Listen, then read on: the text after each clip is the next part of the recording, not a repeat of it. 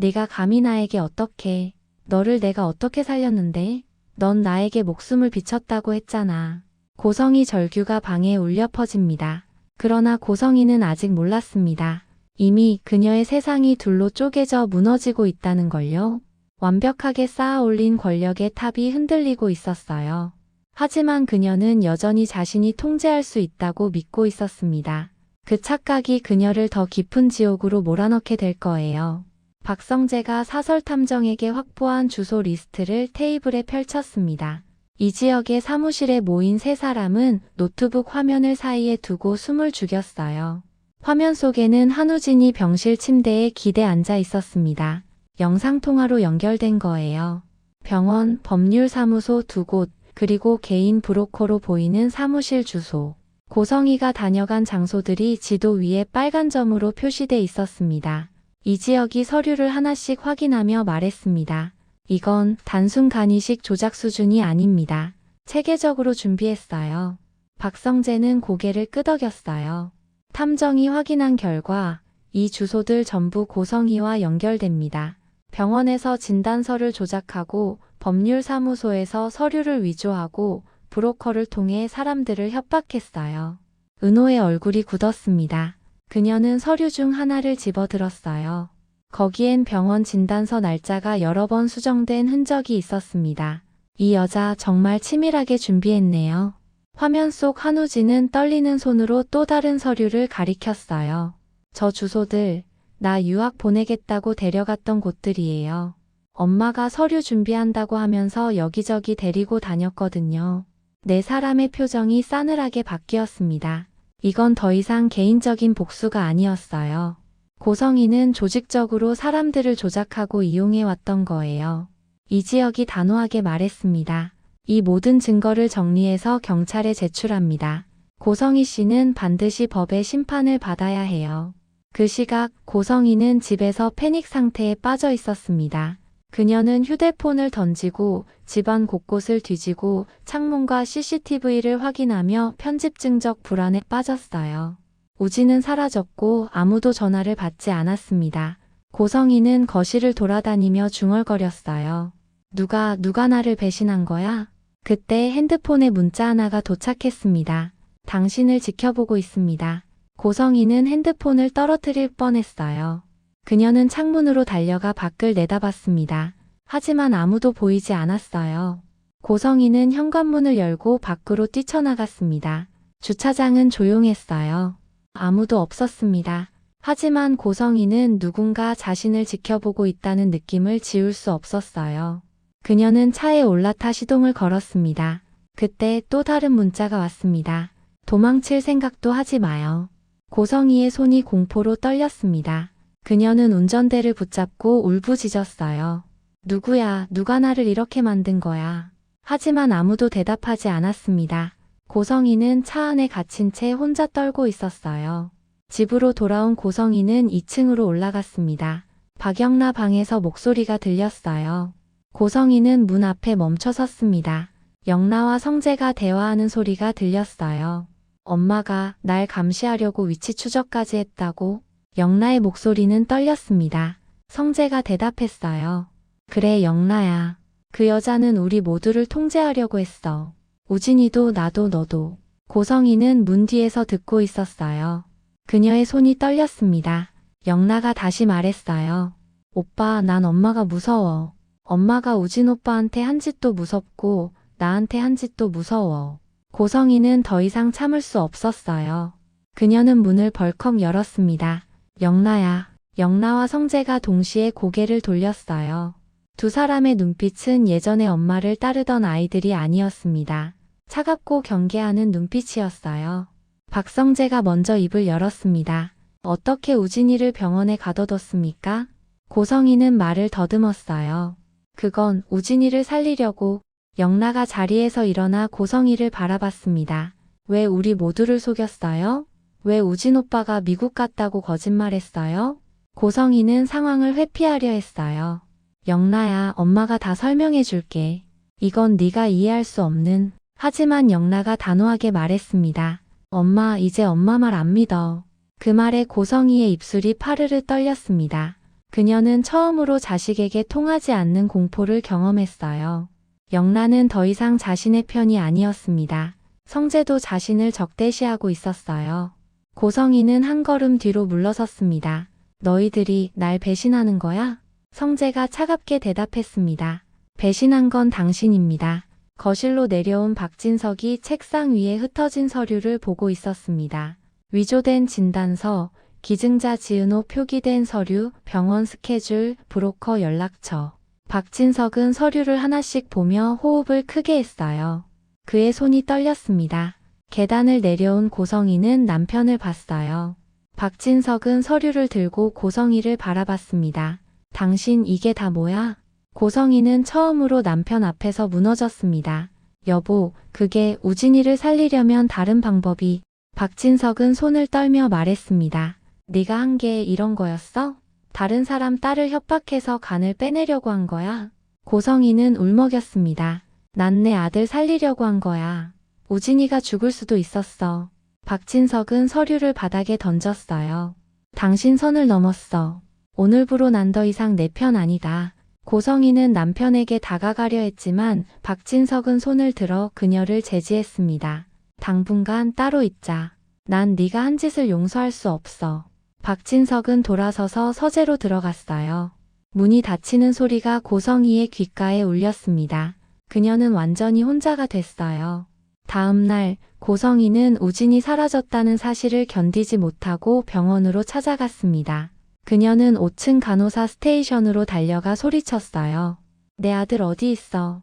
512호 환자 어디로 옮긴 거야? 간호사들이 당황해서 말했습니다. 사모님 진정하세요. 환자분은 자의로 퇴원하신 거. 자의로? 누가 데려간 거야? 휠체어 끌고 간 놈들 누구야? 고성이는 간호사의 팔을 붙잡았어요. 간호사가 놀라 소리쳤습니다. 사모님 놔주세요. 고성이는 이성을 잃고 있었어요. 그녀는 간호사의 멱살을 잡으려는 순간 경비원이 달려와 그녀를 제지했습니다. 사모님 안 됩니다. 고성이는 경비원에게 붙잡힌 채로 소리쳤어요. 내 아들 돌려내. 지금 당장. 복도에 있던 사람들이 모두 고성이를 바라봤습니다. 누군가가 핸드폰을 꺼내 그 장면을 촬영하고 있었어요. 고성이는 그걸 보지 못했습니다. 그녀는 계속 소리를 질렀어요. 내가 누군지 알아? 내가 얼마나 기부했는데? 하지만 아무도 그녀의 말을 들어주지 않았어요. 경비원은 고성이를 복도 밖으로 데려갔습니다. 그리고 몇 시간 후 익명 계정에서 영상이 SNS에 올라왔습니다. 재벌가 사모님의 병원 난동, 간호사 폭행 시도, 조회수는 순식간에 수십만을 넘었어요. 댓글창엔 비난이 쏟아졌습니다. 고성이는 집으로 돌아와 핸드폰을 확인했습니다. 비즈니스 파트너에게 전화를 걸었어요. 하지만 전화를 받지 않았습니다. 법률 자문 변호사에게도 전화를 걸었지만 역시 받지 않았어요. 브로커에게도 연락했지만 아무도 응답하지 않았습니다. 고성이는 패닉 상태에 빠졌어요. 그녀는 계속 전화를 걸었습니다. 그러다 드디어 한 명이 전화를 받았어요. 그녀의 법률 자문 변호사였습니다.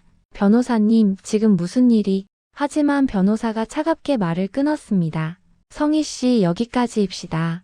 더 얽히고 싶지 않아요. 고성이는 절규했습니다. 지금 나 버리면 다 끝나는 거 알아. 내가 당신한테 얼마나 많은 일을 맡겼는데. 변호사는 잠시 침묵하다가 말했습니다. 이미 끝났습니다. SNS에 올라온 영상 보셨죠? 기사도 벌써 몇 개 떴어요.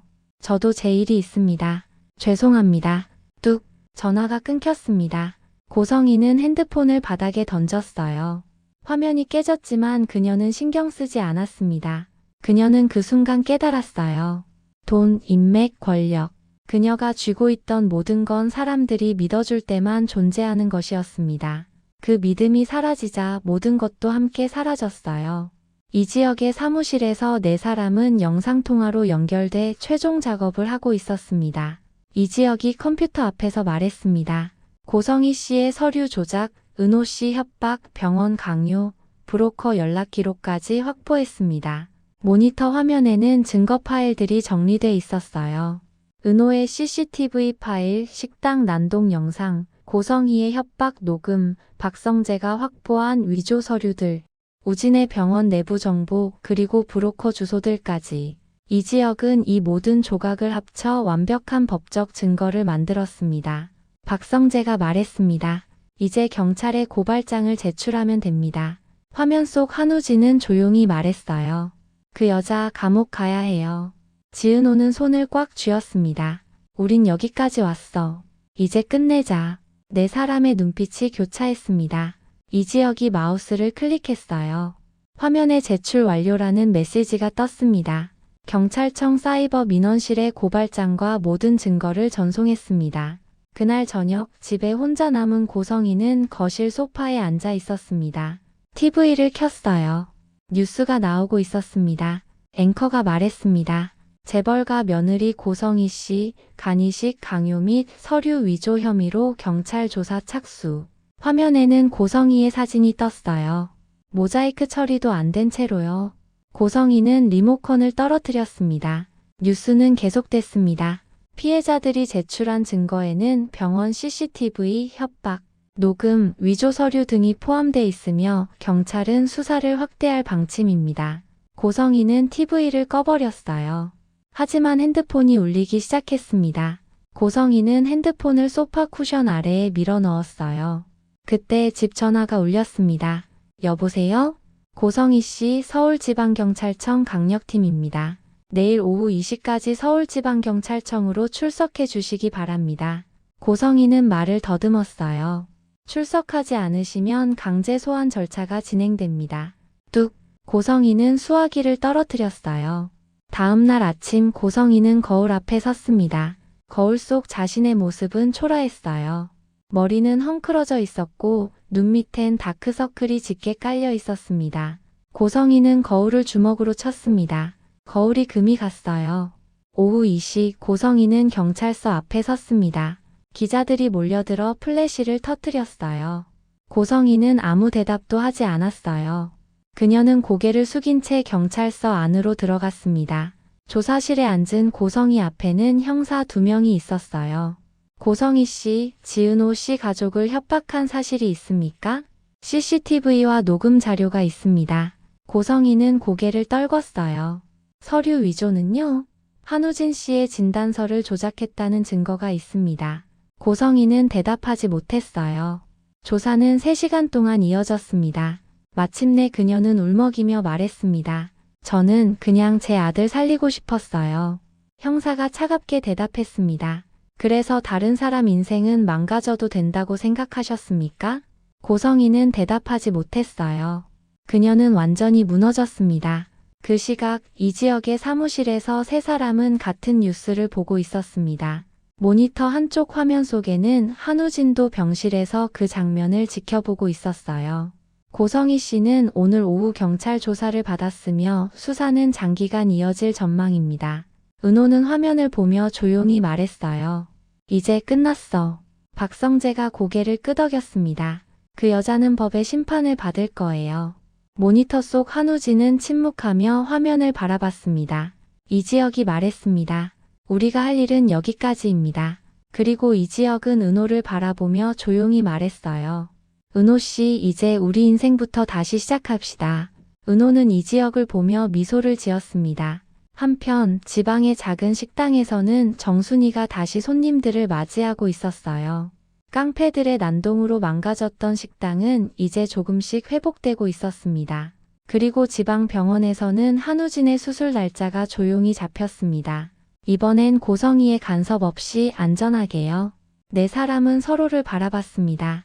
긴 싸움은 끝났지만 진짜 인생은 이제부터 다시 시작이었어요.